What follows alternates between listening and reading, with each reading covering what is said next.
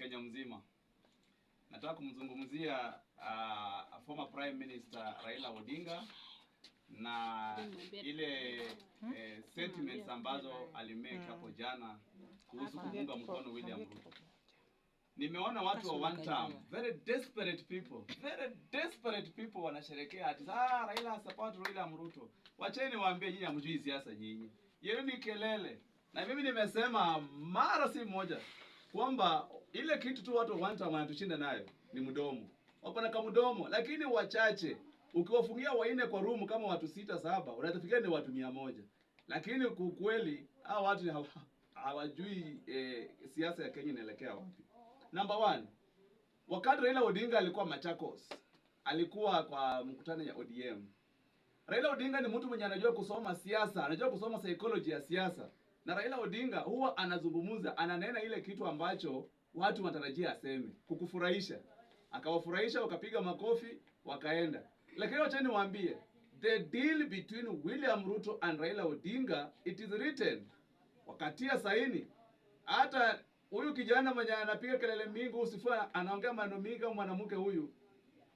Yeye mwenyewe anajua kwamba hiyo kitu iliwekewa deal, wakasign, imeenda imewekwa. Huku nje Raila anaweza kuambia anything, but in real sense Raila Odinga na William Ruto wanaenda mpaka 2027 na Raila mwenyewe alisema ya kwamba 2028 ndio labda hiyo mkataba yao inaweza isha. So anybody dreaming that Raila Odinga anaweza kosa kusupport William Ruto 2027, my friend, you are daydreaming.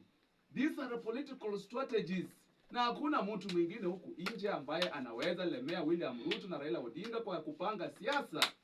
Wachana hawa watu wanapiga kelele. Hawa hizi ni umbwa za kawaida tu, inaenda kwa jirani kule mfupa, iende kwa jirani huko ikula kule huko, lakini zitarudi nyumbani.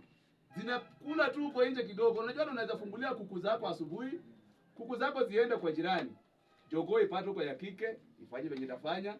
Hii vifaranga ziende huko zikula kule huko, jioni ikifika huwa zinarudi kwa boma, zinalala nyumbani. Kwa hivyo sisi tumejipanga.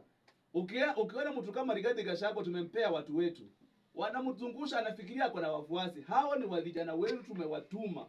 They will deal with you economically and financially.